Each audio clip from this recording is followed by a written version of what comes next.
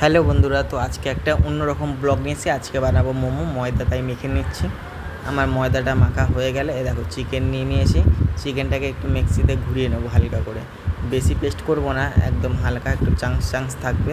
আমার মিক্সিতে পেস্ট হয়ে গেছে। এই দেখো কোনোরকম দলা পাকায়নি।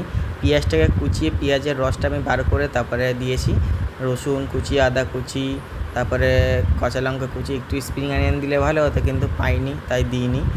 সর্ষের তেল, একটু ভিনিগার, নুন, গোলমরিচ, সয়া সস দিয়ে ভালো করে এটাকে মেখে নিয়েছি।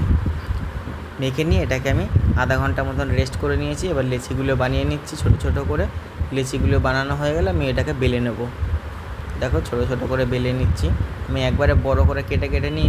তারপরে এগুলোকে মোমোর শেপ আকারে দিয়ে দিয়েছি।